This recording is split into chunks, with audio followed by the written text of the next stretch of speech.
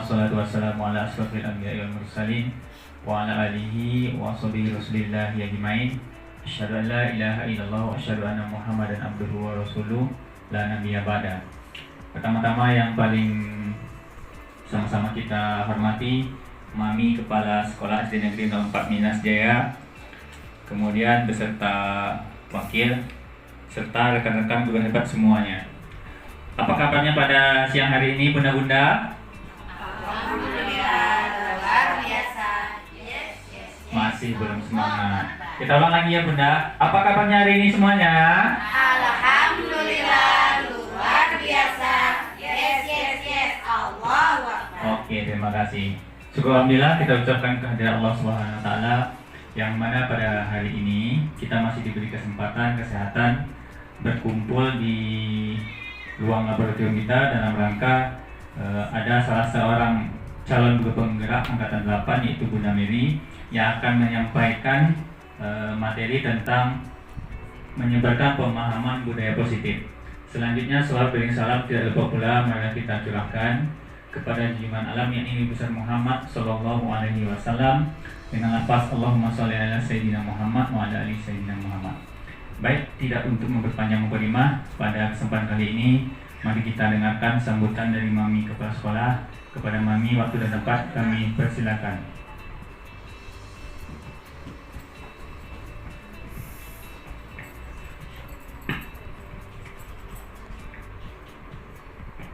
Bismillahirrahmanirrahim. Assalamualaikum warahmatullahi wabarakatuh. Waalaikumsalam warahmatullahi wabarakatuh. Puji syukur kehadirat Allah Subhanahu wa taala yang mana hari ini kita bisa berkumpul di ruangan ini dalam rangka aksi nyata modul 14 Mary Honest CGP angkatan 9. Dan salawat beriring salam buat Nabi besar kita yaitu Nabi Muhammad sallallahu alaihi wasallam dengan mengucapkan Allahumma shalli ala sayyidina Muhammad wa ala ali sayyidina Muhammad. Di sini kami sebagai kepala sekolah sangat mensupport kegiatan, apalagi kegiatan-kegiatan yang seperti ini. Ini banyak dampak positifnya, yang terutama kalau untuk kita, untuk anak didik, untuk rekan-rekan, apalagi ini kan lepas dari kepentingan individunya, tapi ini membawa dampak untuk sekolah. Ini kan salah satu praktek baik.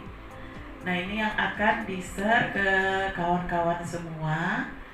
Nah, dari sini Mami sebagai kepala sekolah mengajak yang lain, ayah bunda yang lain, mari sama-sama ikut untuk mengikuti seleksi CGP ini. Karena di zaman kurikulum, di era kurikulum sekarang, era kurikulum merdeka sekarang, tuntutan untuk guru yang punya kreatif dan inisiatif ini sangat-sangat diperlukan.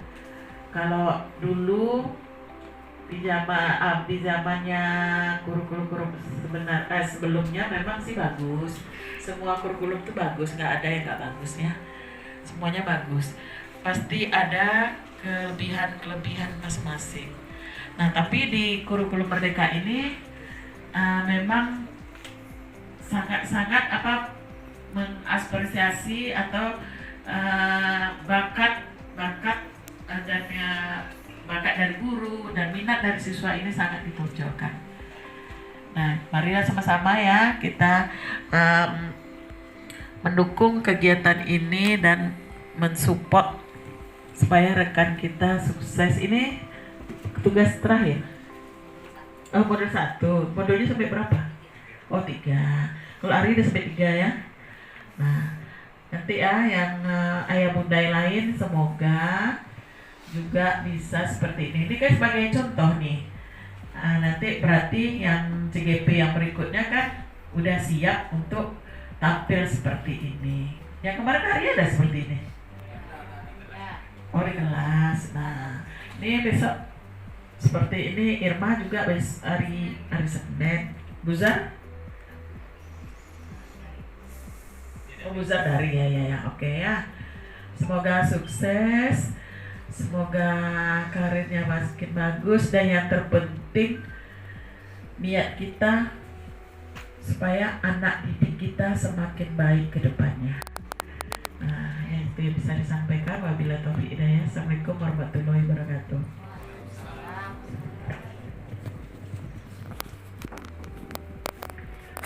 Terima kasih banyak kami ucapkan kepada Mami Kepala Sekolah. Mudah-mudahan apa yang disampaikan oleh beliau bisa kita praktek dan kita amalkan dalam kehidupan kita sehari-hari. Baiklah, untuk acara kita selanjutnya itu pemaparan materi tentang budaya positif. Ini ada langsung tanya jawab, Bunda? Oke, nanti setelah pemateri memberikan materinya kita akan adakan tanya jawab. Kepada Bunda, waktu dan tempat kami persilakan. Terima kasih kepada Ari. Assalamualaikum warahmatullahi wabarakatuh. Waalaikumsalam warahmatullahi wabarakatuh. Terima kasih yang tak terhingga kepada Mami Kepala Sekolah yang telah menyediakan waktunya dan menyempatkan diri untuk ada di sini memberikan support kepada kami sebagai CGP Angkatan 9 Kabupaten Siak. Terima kasih yang tak terhingga juga kepada ayah bunda semua yang ada di sini, GTK dan non GTK, SD 04 Minas Jaya yang selalu ada buat kami dan mensupport kami dalam apapun kegiatan kami menuju pendidikan guru penggerak ini. Kenalkan, saya Meliones Emma, CGP Angkatan 9 Kabupaten Siak.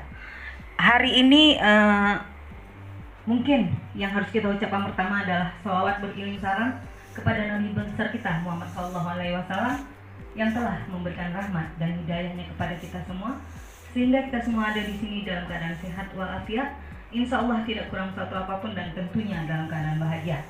Baiklah, hari ini adalah merupakan tugas akhir dari modul 1. Modul 1.4 kami di pendidikan guru penggerak. Adapun aksi nyata ini merupakan diseminasi atau diskusi bersama bagi kami calon guru penggerak kepada rekan sejawat di sekolah dalam menyebarkan pemahaman budaya positif. Jadi di sini mungkin yang ingin Mary tanya atau Mary tahu kira-kira apa ya yang ada di dalam benak ayah bunda semua tentang budaya positif itu sendiri. Mungkin ada yang tahu? Budaya positif sering kita dengar ya, rasanya minggu lalu Mami bilang ya nih, budaya positif. Ini memang yang harus dikembangkan. Ya Pak Manca? Mungkin kalau positif itu berarti membiasakan hal-hal yang baik dalam kehidupan sehari-hari dan dalam kegiatan positif dan lain. Positif itu biasanya yang sifatnya baik. Iya benar sekali. Ada lagi yang lain? Dari kata positif aja kita tahu ya, positif itu segala sesuatu yang baik. Budaya segala sesuatu yang sudah dilakukan, yang udah kita laksanakan. Dan insya Allah SD kita Negeri 4 Minas Jaya sudah banyak melakukan budaya-budaya positif.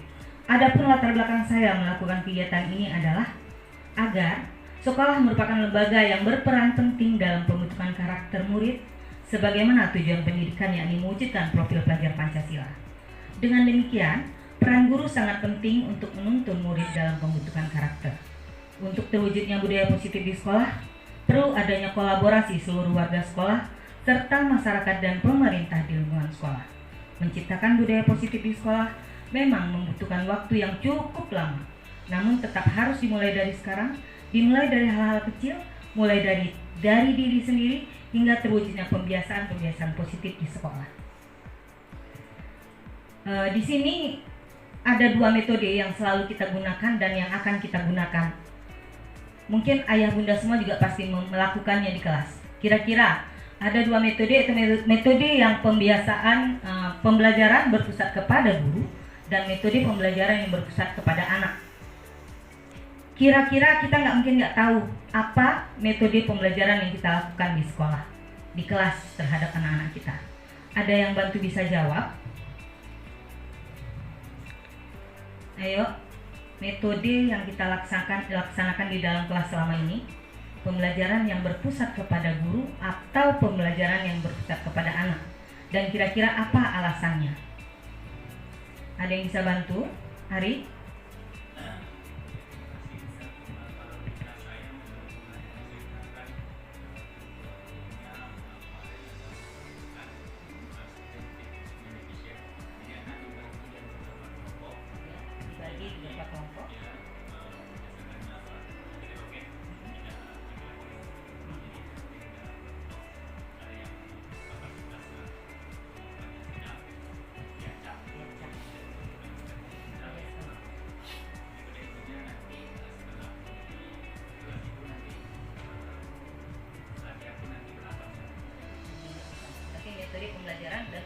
pembelajarannya pun soal-soal pembelajaran latihannya berbeda ya Pak Ari. Terima kasih Pak Ari.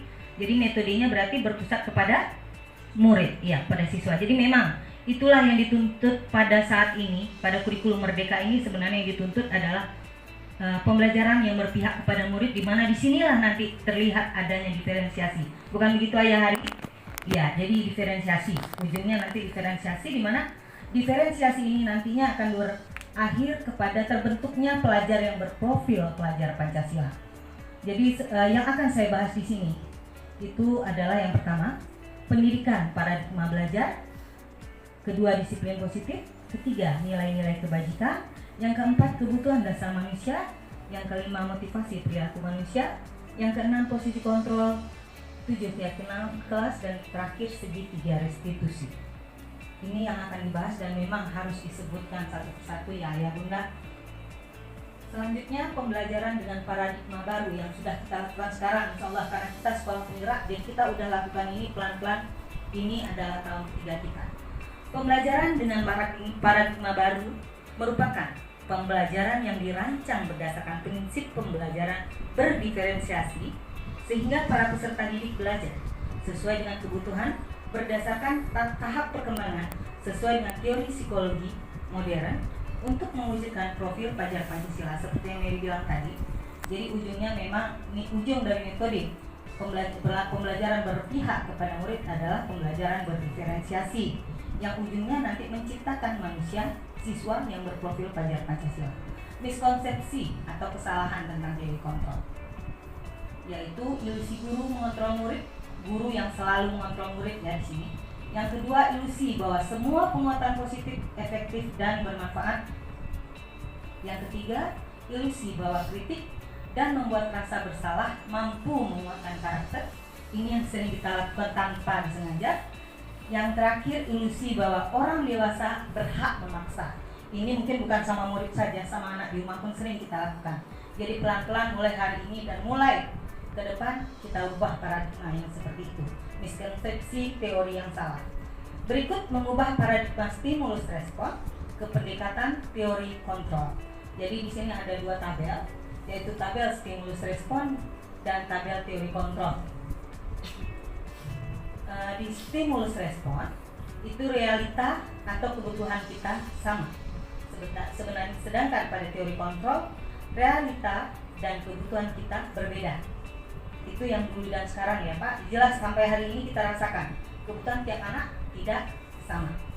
Selanjutnya semua orang melihat hal yang sama.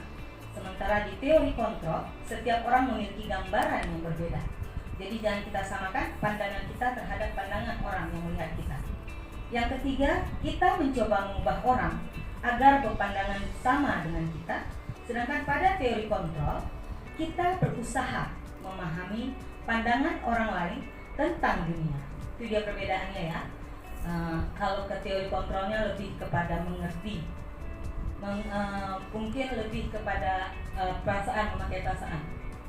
Yang keempat, perilaku buruk dilihat sebagai suatu kesalahan. Sedangkan pada teori kontrol semua perilaku pasti ada tujuannya. Walaupun mungkin itu perilaku buruk, kalau kita kaji kita tahu pasti dia ada sebab yang dia lakukannya, mengapa dia berbuat seperti itu. Selanjutnya, orang lain bisa mengontrol saya, tapi hanya Anda yang bisa mengontrol diri Anda. Jadi kita berbuat jahat itu pun sebenarnya mengontrol diri kita. Berbuat baik kita, berbuat jahat kita, itu yang mengontrol diri kita sendiri. Selanjutnya, pemaksaan ada pada saat bujukan gagal. Sedangkan pada teori kontrol, kolaborasi dan konsensus menciptakan pilihan-pilihan baru. Di sini nanti lain bertindak segitiga restitusinya. Selanjutnya, model yang berpikir menang atau kalah.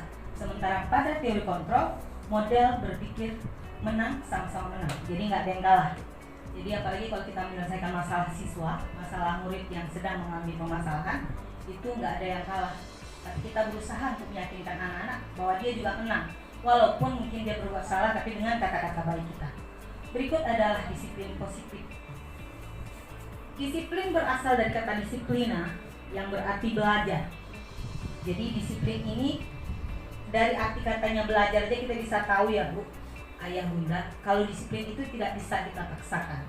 Tapi disiplin itu kita buat secara perlahan, bertahap sampai anak benar-benar paham dan melaksanakan disiplin itu dari diri dia sendiri, atas keyakinan dia sendiri dan kesadaran dia sendiri, bukan atas paksaan. Disiplin mengacu pada disiplin diri yang memiliki tanggung jawab terhadap apa yang dilakukannya berdasarkan nilai-nilai yang diyakini. Disiplin positif merupakan salah satu cara penerapan disiplin yang bertujuan untuk menumbuhkan kesadaran serta memberdayakan peserta didik tanpa imbalan penghargaan, ancaman, ataupun hukuman. Ini juga masih kita terapkan di sekolah kita. Tanpa sengaja kita kadang memberi reward, memberi hukuman dan ancaman itu pun sering terkeluarkan. Tapi insya Allah ke depan pelan-pelan kita buang yang seperti itu.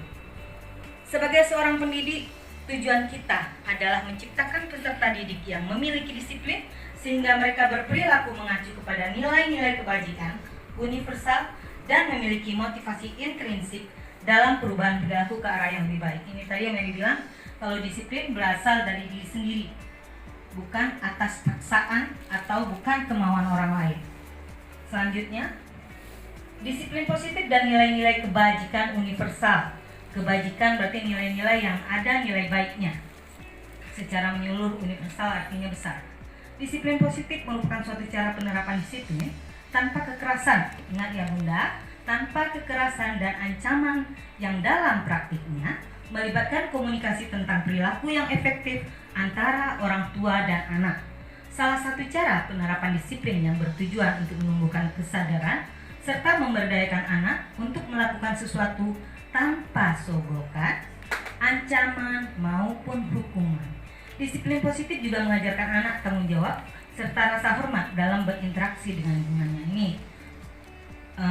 percaya atau tidak percaya, ini masih kita lakukan baik di rumah maupun di sekolah, termasuk dengan memberi reward kepada anak atau hadiah-hadiah. Bunda akan kasih kamu permen kalau kamu siapa yang berani maju ke depan. Ternyata yang udah kita lakukan itu tidak benar dan tidak baik. Harus pelan-pelan kita buang. Di sini dia nilai-nilai kebajikan. Nilai kebajikan yang disepakati bersama terlepas dari suku, bangsa, agama, bahasa maupun latar belakang. Ini dia ya. Jadi kita tidak boleh membeda-bedakan anak, apalagi suku, bangsa, agama, dan bahasa. Contoh nilai kebajikan, institusi atau organisasi. Ini dia. Yang pertama, profil pelajar Pancasila. Sebagaimana kita tahu yang pertama adalah beriman dan bertakwa pada Tuhan Yang Maha Esa dan berakhlak mulia. Ini yang paling dituntut dulu untuk siswa kita. Yang kedua, berkebinekaan global. Yang ketiga, gotong royong, mandiri, kreatif, dan bernalar kritis. Sedangkan pada IBO Primary Years Program atau PBB itu nilai kebajikannya toleransi, rasa hormat, integritas, mandiri, antusias, empati, keingintahuan, kreativitas, kerjasama, percaya diri, dan komitmen. Sementara di dalam keterampilan hidup atau life skill dapat dipercaya, lurus hati, pendengar yang aktif, tidak merendahkan orang lain, dan memberikan yang terbaik dari diri. Ini dia nilai-nilai kebajikan. Beda ya ayah bunda, walaupun ujungnya sama, maknanya sebenarnya sama, tapi kata-katanya berbeda. Ini dia hukuman, konsekuensi, dan restitusi. Ini yang sering kita lakukan. Jadi di sini ada dua tabel. Tabel identitas gagal dan tabel identitas sukses. Kenapa gagal? Karena memakai hukuman. Jadi hukuman tuh pasti akan membuat siswa atau kita merasa gagal. Ini dia dengan hukuman dan disiplin. Disiplin ada dua, yaitu konsekuensi dan restitusi. Hukuman, sesuatu yang menyakitkan harus terjadi. Iya kan ayah bunda, hukuman yang kita lakukan walaupun tidak dengan secara fisik, misalnya kita suruh dia maju ke depan karena dia berbuat salah, kita hukum dia dengan membaca apa aja pelajaran, tetap punya rasa yang menyakitkan pada diri siswa. Ini yang harus kita buang. Yang kedua, tidak nyaman untuk murid atau anak dalam jangka waktu yang panjang. Korban mendapatkan keadilan. Sementara pada disiplin atau identitas sukses disiplin, konsekuensi sesuatu harus terjadi. Sedangkan pada restitusi, restitusi merupakan pilihan. Jadi anak boleh memilih di sini. Yang kedua, tidak nyaman untuk murid atau anak untuk jangka waktu yang pendek. Jadi di sini waktunya mungkin shock terapi anaknya hanya sebentar, tidak berkepanjangan. Pada restitusi menguatkan untuk murid atau anak dalam jangka waktu panjang. Justru pada restitusi itu menguatkan. Alhamdulillah kami sudah melakukan restitusi pada modul 1.3 kemarin. Diskusi restitusi itu kami melakukan diskusi menyelesaikan masalah dengan diskusi pada siswa. Terakhir, korban bisa diabaikan, sedangkan pada restitusi korban mendapatkan ganti. Dia akan merasa bahagia, dia akan merasa bangga karena dia bisa menyelesaikan masalah tanpa rasa malu. Selanjutnya, murid atau anak akan tersakiti, perilaku pasif agresif meningkat, sistem tidak akan berjalan bila murid tidak takut. Ini efek dari hukuman. Jadi terasa kali ya ayah bunda, efek dari hukuman ini akan membuat murid lama-kelamaan tidak merasa takut dan tidak jerah, bahkan dia akan selalu berbuat gitu. Selanjutnya, disiplin identitas suksesnya. Murid atau anak dibuat tidak nyaman. Sementara pada restitusi, murid atau anak mendapatkan penguatan. Yang kedua, penguatan hanya bertahan dalam jangka waktu pendek. Pada restitusi, masalah terpecahkan. Jadi di antara guru dan anak selesai masalah, anak mendapatkan solusi. Yang terakhir, memerlukan monitoring dan supervisi terus-menerus dari guru. Sedangkan pada restitusi, murid akan belajar bertanggung jawab untuk perilakunya. Jadi di sini bedanya ya, ayah bunda. Pada restitusi, jika kita melaksanakan restitusi, anak selanjutnya akan bisa menyelesaikan masalahnya dan merasa dengan keyakinan kelasnya apa yang dia pilih, dia sadar akan kesalahan-kesalahan yang sudah dia buat. Ini dia hukuman konsekuensi restitusi yang masih dalam hukuman. Ini kata-katanya yang akan membuat mereka sakit atau menyakiti perasaan mereka.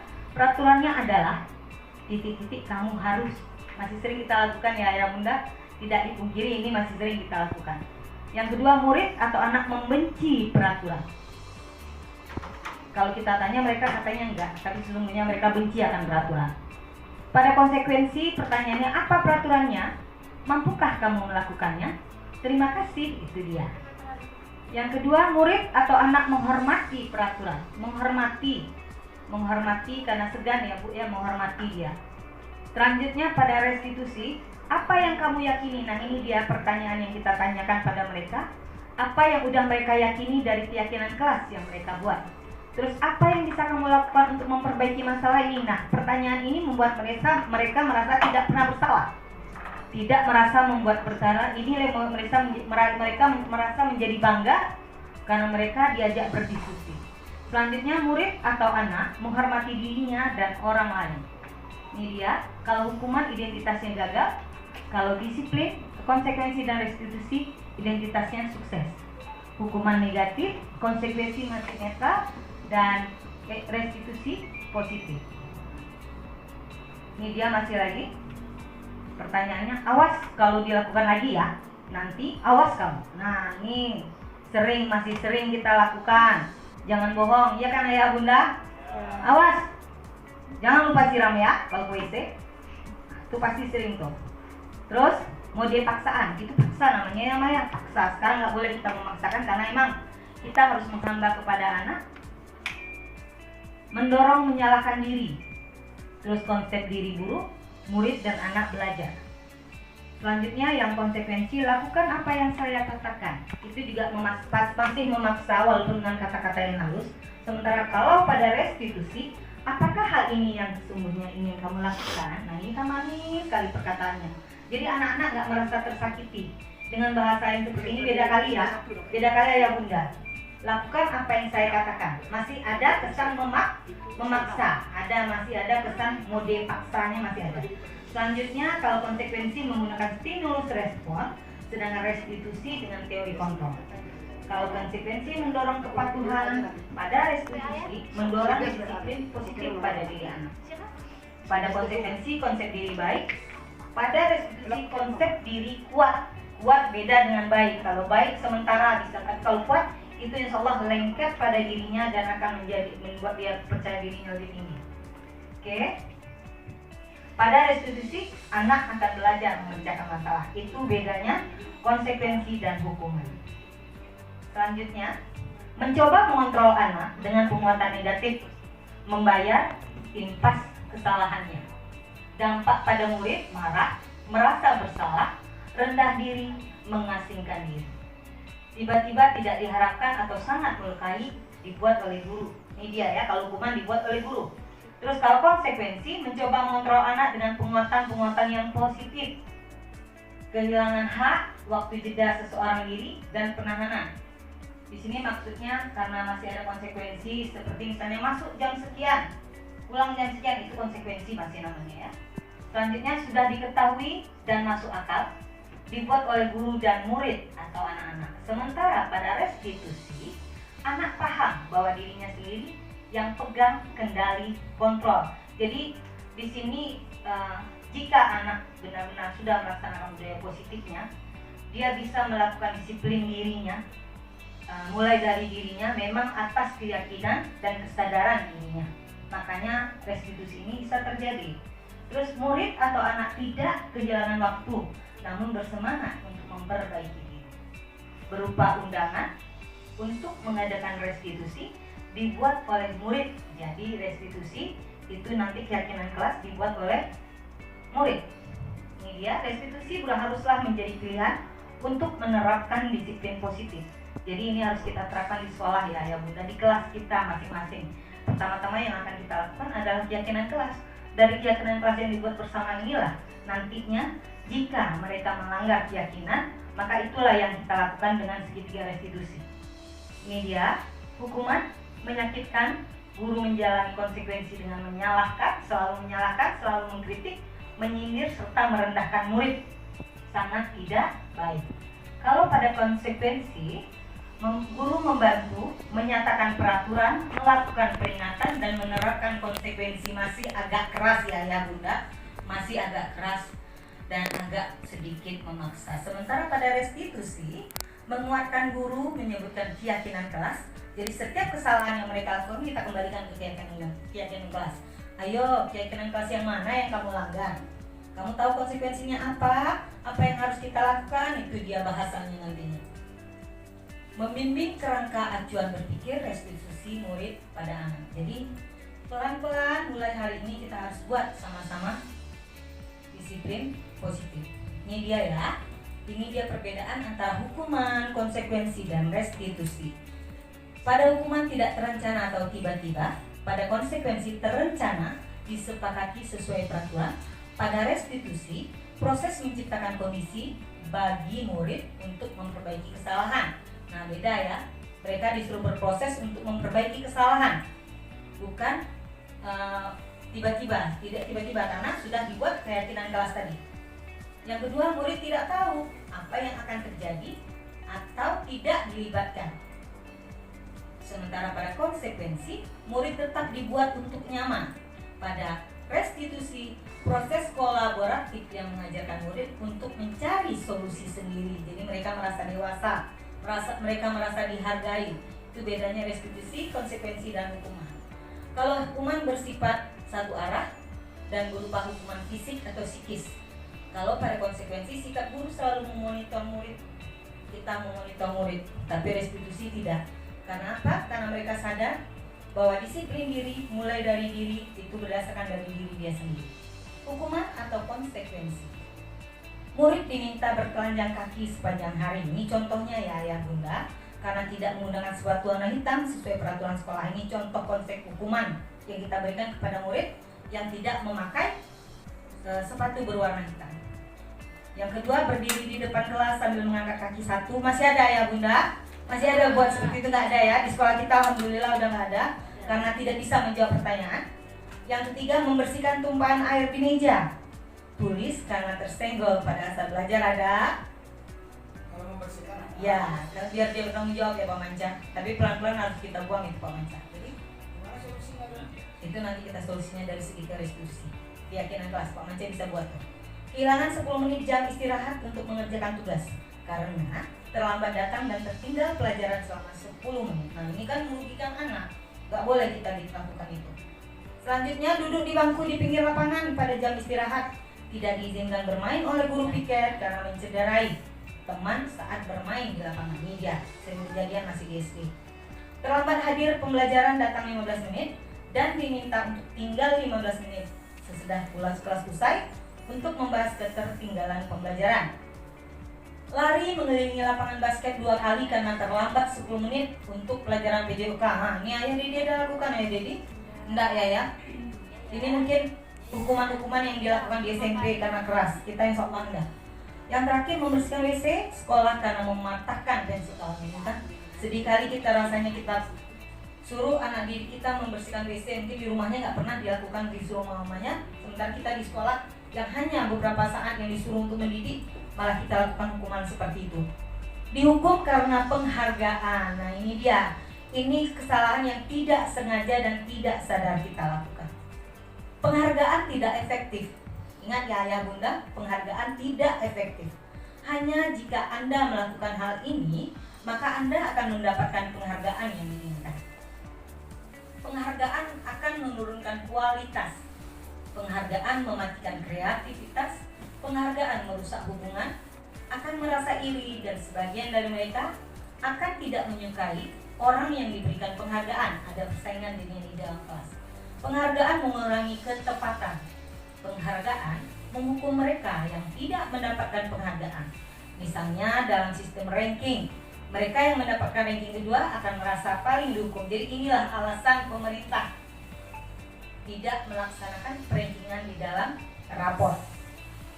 Motivasi dari dalam diri atau intrinsik ini yang paling penting, yang bisa mengubah diri murid-murid kita untuk bisa melaksanakan budaya positif dan disiplin positif. Saat seseorang anak belajar untuk pertama kali, menggabungkan huruf-huruf dan kata-kata, serta menyadari bahwa ia dapat membaca, timbul pijar di matanya dan sebuah senyuman di wajahnya. Anak tersebut begitu gembira bahwa ia telah mempelajari dan menguasai suatu keterampilan baru. Kesadaran akan kemampuannya bahwa dia sudah dapat membaca sesungguhnya sudah merupakan sebuah penghargaan. Sering ya mungkin kita, apalagi seorang orang tua, nama anak kita diagungkan atau dipanggil ke depan atau dia membaca ayat suci yang gimana aja, itu tanpa kita sadari kita menangis atau merinding. Itu suatu penghargaan yang kita terasakan. Jika kita memberikan penghargaan kepada seseorang anak pada saat dia sedang merasa bangga dengan pencapaiannya sendiri, maka kita akan mengambil kegembiraan yang saat itu sedang dirasakan secara alamiah. Jadi ternyata kalau kita ngasih penghargaan kepada anak tanpa kita sadari, kita mengambil kegembiraan yang udah dia punya secara alami. Itu dia. Restitusi. Restitusi adalah proses menciptakan kondisi bagi murid untuk memperbaiki kesalahan mereka, sehingga mereka bisa kembali pada kelompok mereka dengan karakter yang lebih kuat. Ini dikutip dari Gassen 2004. Restitusi juga merupakan proses kolaboratif yang mengajarkan murid untuk mencari solusi, ini yang paling penting, untuk masalah mereka, dan membantu murid berpikir tentang orang seperti apa yang mereka inginkan dan bagaimana mereka harus memperlakukan orang lain. Chelsen Gassen 1996. Ciri-ciri restitusi. Restitusi bukan untuk menebus kesalahan, namun untuk belajar dari kesalahan. Bukan untuk menebus kesalahan, tapi belajar dari kesalahan sehingga terjadi perbaikan. Restitusi memperbaiki hubungan. Restitusi adalah tawaran, bukan paksaan. Restitusi menuntun untuk melihat ke dalam diri. Restitusi mencari kebutuhan dasar yang mendasari tindakan. Restitusi diri adalah cara yang paling baik. Oke, sampai di sini mungkin ada ayah bunda yang mau bertanya. Mary, persilakan. Iya. Apa solusinya tuh? Jadi, ya. Unsur pendidiknya apa yang harus dikasih kepada anak? Misalnya dia jatuhkan air nih, tidak boleh dia membersihkannya. Siapa yang akan melakukannya? Tetap dia yang kita suruh lakukan. Tapi kan kesannya nanti dia akan pelan-pelan dengan keyakinan kelas yang dia buat. Ayo, Manca, kenapa kamu membuang airnya? Kamu tahu kesalahan apa yang sudah kamu buat? Keyakinan kelas mana yang kamu langgar? Nah kan dia jawab tuh. Dia jawab keyakinan kelas nomor 2 ya, Bunda. Oke, terus apa yang harus kamu lakukan? Mengelapnya, Bunda. kita tetap menyuruh dia melakukannya, namun kita tidak macam lap aja langsung hilangi, kan nggak enak itu. Jadi bahasanya dengan bahasa yang memang membuat dia merasa dia dipercaya, dia bisa menyelesaikan masalahnya tanpa kita salahkan dia. Jadi di depan kawan-kawannya juga dia tetap tidak merasa bersalah. Jadi tetap dia lakukan, dan insya Allah mungkin ke depannya dengan mengingatkan dia akan jaga keras yang sudah kita buat sama-sama, dia tidak akan melakukannya lagi, Pak Manca. Yaitu tadi, karena disiplin dirinya itu sebenarnya dari diri dia, bukan dia buat-buat. Jadi memang tugas kita yang utama adalah bagaimana kita bisa menciptakan diri positif. Disiplin positif itu memang berdasarkan kesadaran diri sendiri. Jadi menciptakannya itu nggak akan sebentar. Ya Pak Man, menciptakan kesadaran diri untuk bisa menegakkan disiplin pada dirinya sendiri itu tidak butuh waktu yang sebentar. Tapi bahasa kita itulah yang kita rubah kepada mereka. Tetap dia yang lakukan, nggak mungkin Pak Manca yang lakukan. Tetap dia yang melakukan, tapi dengan bahasa yang kita ingatkan. Apa yang sudah kita janjikan, apa yang sudah kita buat bersama. Perjanjian kelas seperti apa, jadi yang mana, terus apa yang akan kamu lakukan. Jadi dia menjawab sendiri, dia berproses, sambil dia berproses itu dia akan dewasa. Dia sadar, oh iya aku salah loh, harusnya aku lakukan ini. Jadi insya Allah mungkin ke depannya dia jadi lebih hati-hati. Mungkin letak airnya nggak di atas meja lagi, letak di pinggir, jadi dia tidak akan melakukan kesalahan yang sama. Bisa diterima Pak Manca? Oke. Selanjutnya mungkin sebelum ini masuk selanjutnya kita tepuk semangat dulu lah yuk. Tepuk semangat. Semangat. Sekali lagi lah. Nggak ada yang semangat. Tepuk semangat. Semangat. Gitulah. Oke, kita masuk kepada pembelajaran berikutnya. Kebutuhan dasar manusia. Nah, ini kebutuhan kita yang paling kita perlukan. Kami Kita sampai. Bunda masih bisa bertanya Boleh. masalah apa tadi itu? Penghargaan menghukum, bisa dibuka lagi slide tadi? Yang mana ya Dedi? Nih ya. Penghargaan dapat menghukum apa gitu? Nih ya. Nih dihukum karena penghargaan. Iya. Penghargaan tidak efektif, mana dia? Penghargaan merusak hukum. Penghargaan menghukum mereka yang tidak mendapatkan penghargaan. Jadi yang kita udah kasih hadiah nih, yang lain kan sedih. Bisa jadi yang sedih itu sebenarnya dia bisa loh Pak. Sebenarnya dia bisa. Tapi karena dia nggak dapat hadiah atau kalah cepat, dia jadi sedih. Justru dia jadi down dan nggak mau melakukannya lagi. Biar aja. Kita kan nggak tahu sifat anak-anak ya. Nah, itu yang dibilang menghukum itu. Berarti kita tidak boleh memberi reward kepada anak. Jadi nggak boleh kita memberikan reward kepada anak-anak. Makanya nggak ada lagi prestasi penting dia pada. Reward tuh gini kalau saya arti Kak. Iya. Mungkin reward yang sifatnya barang atau apa, saya rasa kalau reward ya makasih atas jawaban anak-anak. Ya beda. Rewardnya begitu. Yang nggak boleh itu reward yang berbentuk barang. Tapi kalau reward diberikan semuanya, misalnya saya pembelajaran, ambil kasih. Nih ambil semua, nih kita belajar nih, ambil permen satu-satu. Saya kira. Nah itu adil namanya. Itu bukan menghukum, itu akan menghukum. Yang reward diberikan yang akan menghukum itu jika Pak Manca terus loh yang maju ke depan. Sementara yang nomor 2 mungkin bisa ciut hatinya, ciut nyalinya, sehingga dia ya udahlah pasti dia juga. Ada kan anak-anak yang berpikiran seperti itu. Biar aja dia aja gitu. Itu maksudnya begini nih, pemberian di masuk pemberian penghargaan itu tidak serta-merta kita hanya memberikan hanya kepada satu anak. Misalnya anak ini bisa pandai menjawab soal, kita kasih permen misalnya. Tapi kan anak yang lain merasa oh nggak bisa. Itu yang mau kita ubah Pak. Ya, Jadi makanya kita arti reward itu gimana ya? verbal lagi Pak. Memang ditutup penghargaannya berupa kata-kata verbal. Lalu nak pintar nak, jadi mungkin anak yang lain tidak merasa Ya, kecil hati. makanya ini mungkin saya kira ini salah komunikasi ya, diskon apa kan? Rewardnya tetap bisa diberikan, tapi rewardnya bagaimana? Bukan pelaksanaan sebagai mengajar itu. Saya rasa kalau memberikan reward juga tidak bagus. Iya, tapi kenyataannya yang dituntut sekarang itu. gimana? Makanya kalau reward ditiadakan saya rasa kayaknya kurang pas. Bukan ditiadakan, tapi diangsur supaya tidak dibiasakan, tidak menjadi kebiasaan rutin. Nah, jadi anak-anak tuh datang ke sekolah hanya mengharap imbalan ini nanti bakal dapat ini nih dari ayah, kita paling cepat-cepat yuk. Sementara motivasi dari dirinya kan nggak ada. dalam dirinya nggak keluar. Bukan, maksud saya reward tuh bisa saja kan bukan bentuk barang. Iya Itu betul. kan Terima kasih sayang. Kalau reward ditiadakan saya rasa juga kurang pas kan. Reward dalam bentuk Menempatkan benda. reward tuh harus pas juga. Iya betul sekali. Apa tuh sama dengan sistem rankingan tuh kan Iya nih, itu yang nggak boleh. Supaya sebenarnya anak-anak tuh bisa semuanya, cuma dalam bidang ini dia ada sedikit. Jadi ini jadi ranking. Tak ada Iya. motivasi enak nanti Karena kan. diferensiasi tadi itulah kaki. Nah, jadi setiap anak dalam tingkatnya mereka mampu gitu kan nih, makanya dilewatkan. Oke ayah Didi, lanjut ayah Didi. Oke, boleh. Oke, Makanya bukan rewardnya dihilangkan itu. Menempatkan reward. penempatan rewardnya yang harus pas. Ya. Oke, oke.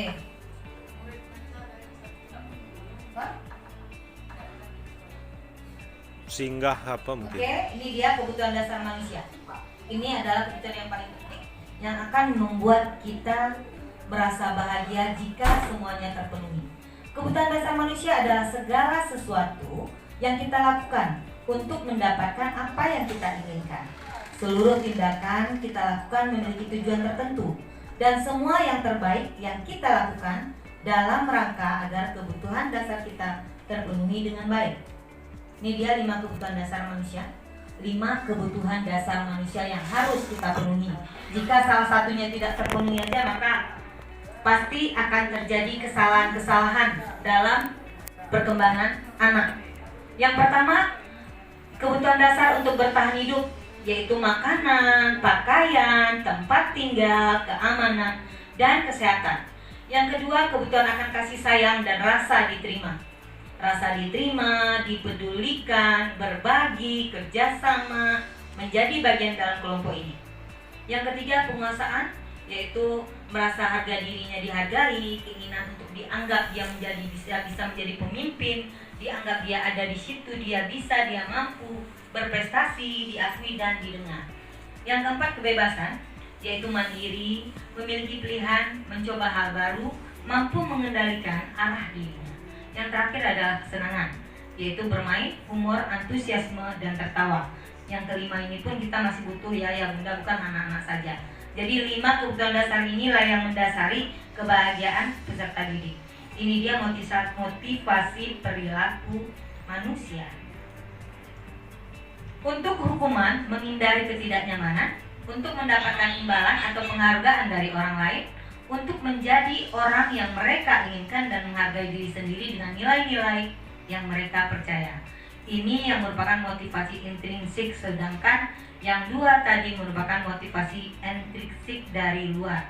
Ini yang perlu kita dalami dari anak-anak, yaitu motivasi intrinsik dari dirinya sendiri. Bagaimana mereka bisa menciptakan rasa percaya diri mereka inginkan dapat bisa menghargai diri sendiri dengan nilai-nilai yang mereka percaya. Ini dia 5 posisi kontrol. Kita masuk ke 5 posisi kontrol. Kira-kira ada 5 posisi kontrol nih. Ada penghukum, pembuat rasa bersalah, sebagai teman, sebagai pemantau, dan sebagai manajer. Kira-kira posisi kontrol mana yang ayah bunda miliki dan lakukan di kelas? Ayo. Penghukum, jangan ya. Pembuat rasa bersalah, ini kayak seperti kasus yang dibilang Pak Manca tadi, cepatlah. Nah tuh, jadi mereka langsung rasa bersalah. Sebagai teman diajak berbicara, sebagai pemantau dilihat aja dulu, dilihat dilakukannya enggak, nanti baru diingat. Sebagai manajer inilah posisi kontrol yang terbaik yang harus kita lakukan. Ya, 5 posisi kontrol penghukum. Ini dia yang pertama ya. Yang penghukum apa aja yang dilakukannya ya? Ini dia bahasa yang sering digunakan oleh seorang guru penghukum.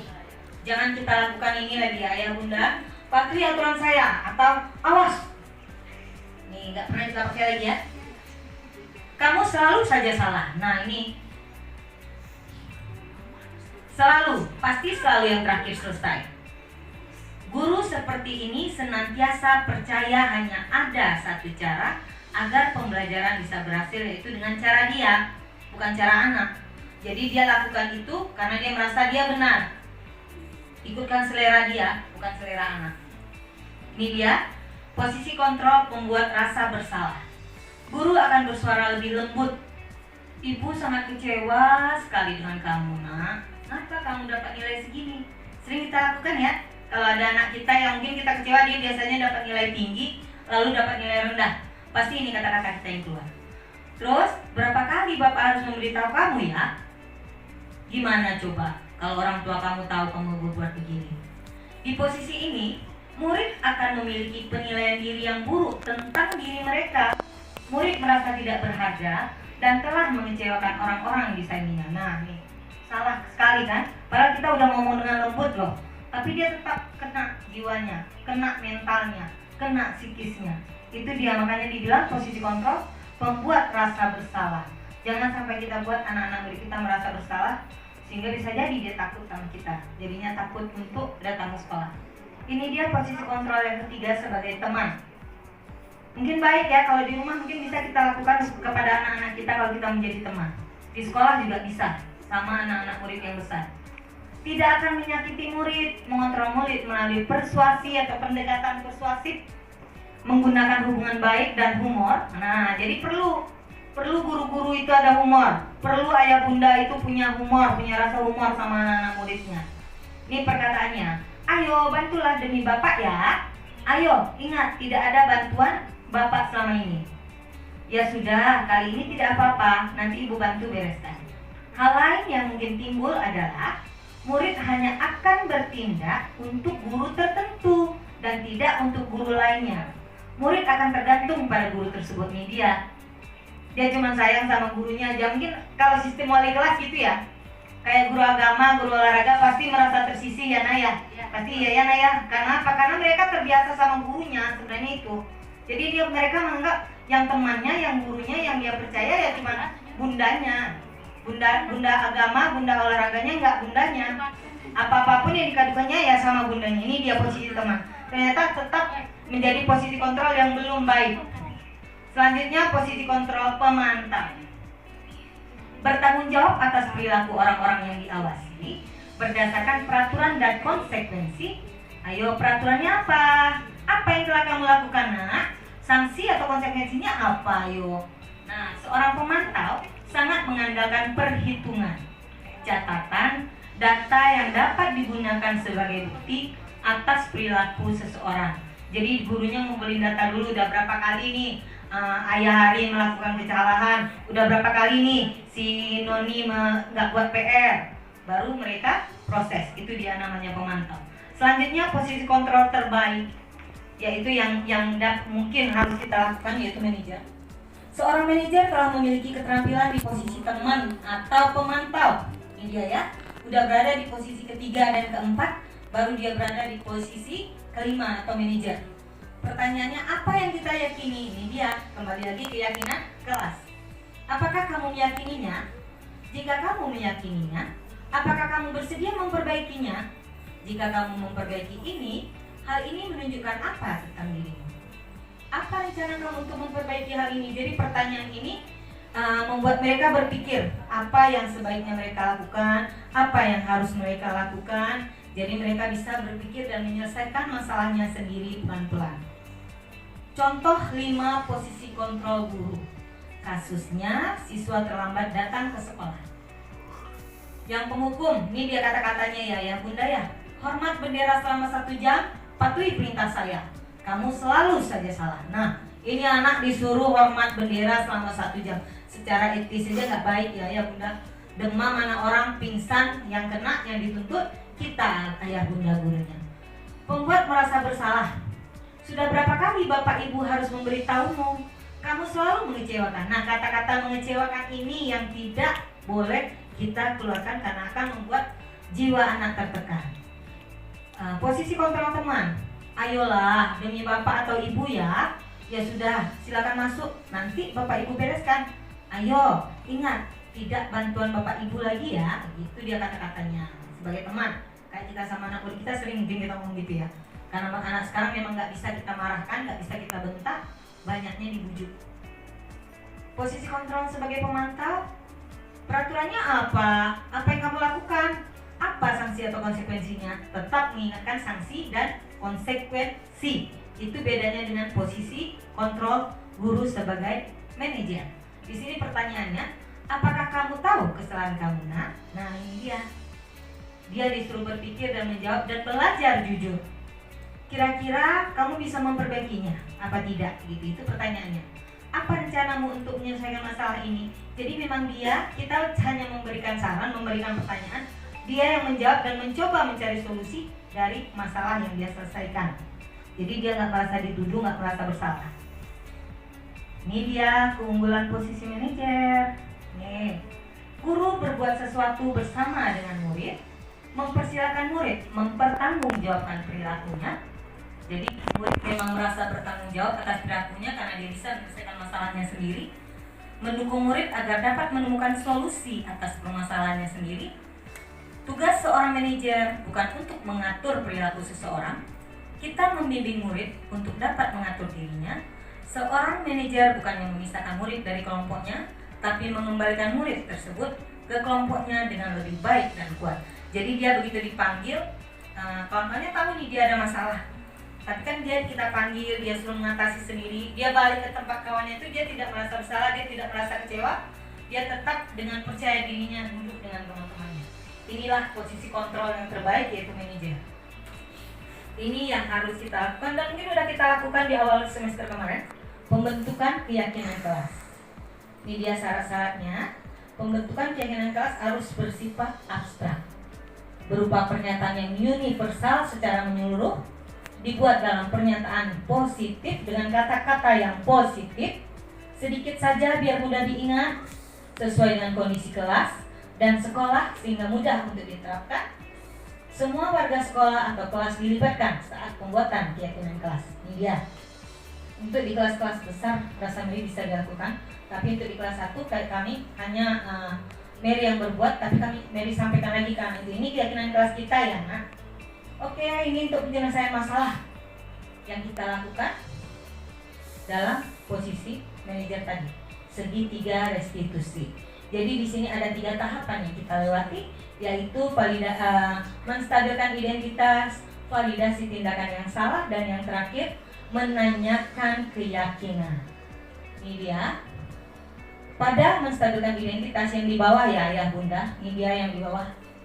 Menstabilkan identitas. Yang pertama yang kita lakukan itu, setiap orang pasti pernah melakukan kesalahan. Kamu bukan salah satunya yang pernah melakukan ini. Jadi ini kata-kata pertamanya kita untuk melakukan diskusi dengan anak. Terus validasi tindakan yang salahnya seperti apa? Kamu tentunya punya alasan mengapa kamu melakukan itu. Adakah cara lain yang lebih efektif untuk mendapatkan apa yang kamu butuhkan? Terus pada meyakinkan keyakinan si anak, keyakinan kelas apa yang kita sepakati? Kamu ingin menjadi orang seperti apa? Ini dia pertanyaan-pertanyaannya yang akan membuat anak tidak merasa bersalah dan tetap bisa menyelesaikannya sendiri. Menstabilkan identitas. Ini dia pertanyaan-pertanyaan contoh untuk kita lakukan penyelesaian masalah di kelas. Berdasarkan prinsip membuat kesalahan adalah bagian dari proses pembelajaran. Ingat ya ayah bunda, kesalahan adalah bagian dari proses pembelajaran. Adapun pertanyaannya itu adalah berbuat salah, itu wajar. Tidak ada manusia yang sempurna. Ini kata-kata yang harusnya kita keluarkan kepada anak-anak. Bapak atau ibu juga pernah melakukan hal itu. Bapak atau ibu tidak mau mencari siapa yang salah, tapi kita mencari solusi permasalahan ini. Kamu berhak merasa begitu, ini dia.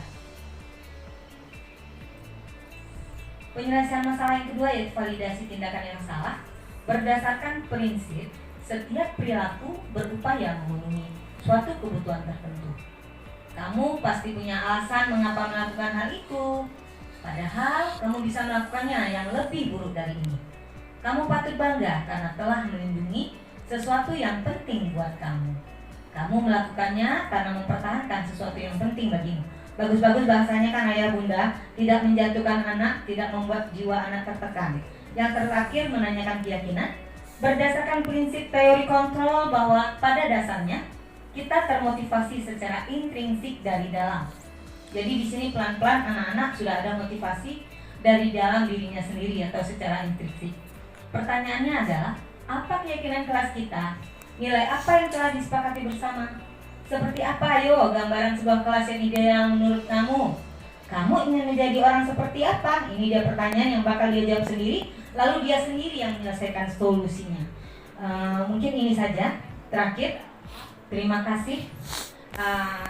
Mary mau mungkin ada sedikit pertanyaan atau koreksi atas apa yang udah Mary sampaikan.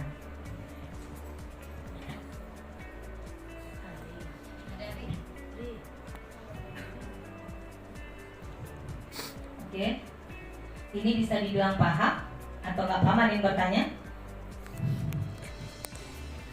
Udah jadi manajer semua, alhamdulillah. SD 04 Minajaya sudah melakukan pembelajaran dengan metode berpihak kepada murid semua. Nggak ada SD 4 yang tidak melaksanakan pemahaman seperti itu. Mungkin ini. Terus mungkin bisa Mary lihat kan?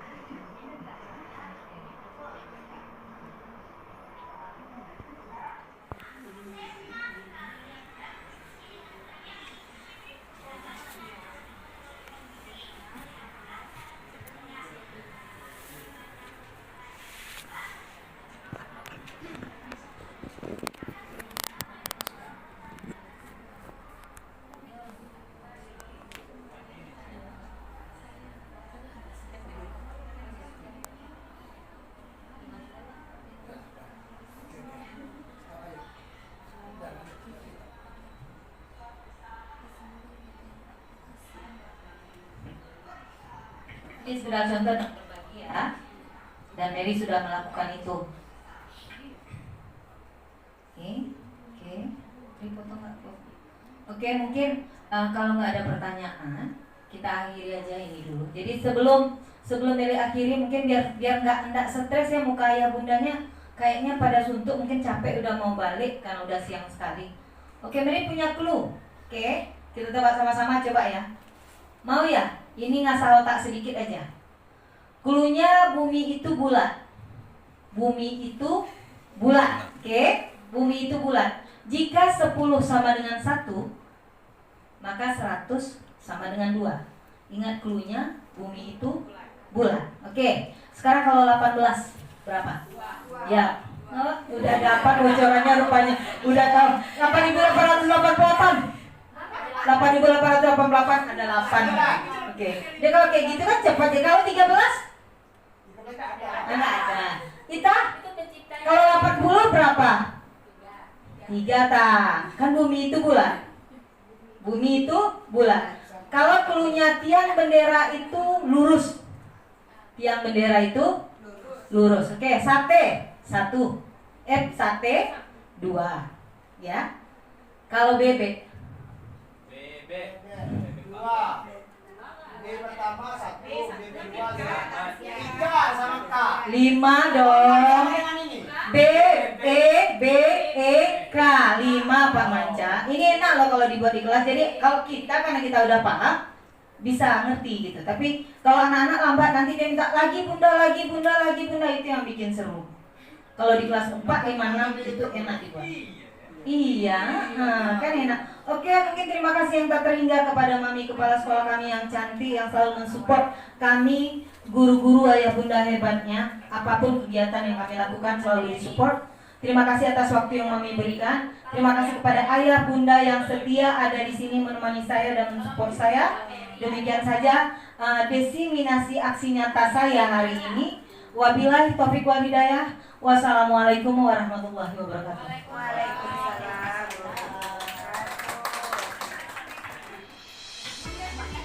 Oke, alhamdulillah, terima kasih kepada Bunda Mary Hones yang telah memberikan materi yang cukup panjang, lebar, dan meyakinkan. Mudah-mudahan kedepannya guru-guru hebat kita ini semuanya bisa menerapkannya dalam kehidupan sehari-hari, terutama di kelas kita masing-masing. Bersedia Bapak Ibu semua ya? Insya Allah. Mungkin hanya itu yang bisa kami sampaikan pada hari ini. Lebih dan kurang kami mohon maaf. Mudah-mudahan kita selalu diberkahi dan dilindungi oleh Allah Subhanahu wa taala. Mudah-mudahan juga nanti pas pulang selamat semuanya sampai tujuan.